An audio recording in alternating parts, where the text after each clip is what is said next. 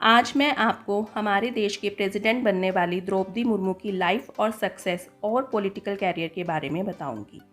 द्रौपदी मुर्मू का जन्म 20 जून 1958 को ओडिशा के मयूरभंज जिले के बैदापोसी गांव में एक जनजातीय परिवार में हुआ था।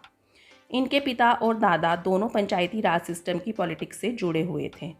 अपनी प्राइमरी और सेकेंडरी एजुकेशन कंप्लीट करने के बाद एक स्कूल टीचर के रूप में सबसे पहले इन्होंने अपने टीचिंग करियर की शुरुआत की और इसी दौरान ओडिशा के रायरंगपुर में स्थित श्री औरोबिंदो इंस्टीट्यूट में असिस्टेंट प्रोफेसर के रूप में काम किया।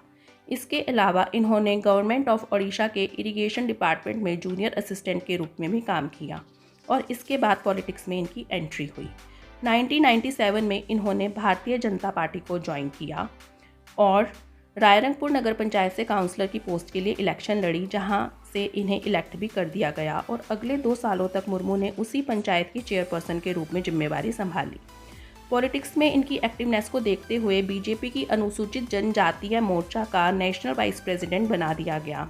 साल 2020 में ओडिशा असेंबली से इलेक्शन में एमएलए के पद के लिए खड़े होकर अपने पॉलिटिकल कैरियर को एक कदम और आगे बढ़ाया।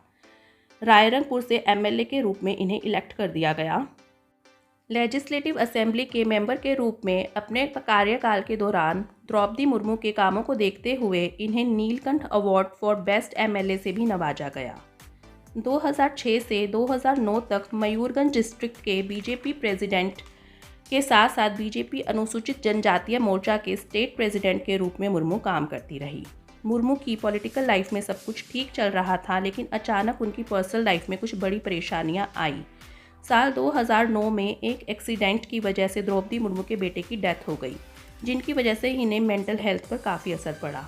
ये काफ़ी समय तक डिप्रेशन में रही। इसी के कुछ समय बाद साल 2013 में इन्होंने अपने दूसरे बेटे को भी खो दिया और कुछ ही महीनों बाद इनके हस्बैंड की भी मृत्यु हो गई।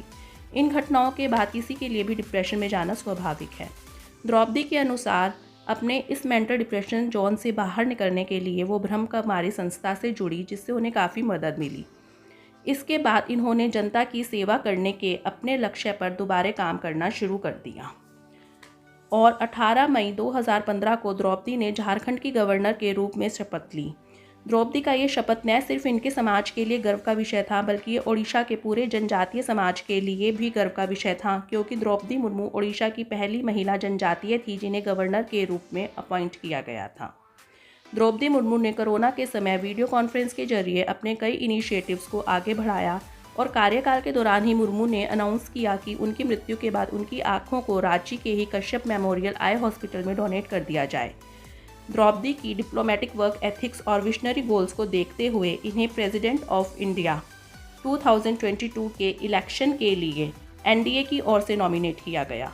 द्रौपदी मुर्मू को भारत के प्रेसिडेंट के रूप में इलेक्ट किया जाना भारत में मौजूद समानता की व्यवस्था का अब तक का सबसे बड़ा सबूत है। देश के सबसे बड़े पद तक जनजातीय कम्युनिटी की एक महिला का पहुंचना न सिर्फ जनजातीय कम्युनिटी को बल्कि महिलाओं को भी स्ट्रगल के इस दौर से गुजरने के लिए प्रेरित करेगा। दोस्तों, ये थी हमारे देश की प्रेसिडेंट द्रौपदी मुर्मू की कहानी। उम्मीद करती हूँ ये कहानी आपको पसंद आई होगी। कहानी को अपने दोस्तों के साथ ज़रूर शेयर कीजिएगा ताकि वो भी द्रौपदी मुर्मू की महानता से प्रेरित हो सके। चैनल को लाइक, शेयर, सब्सक्राइब करना। धन्यवाद।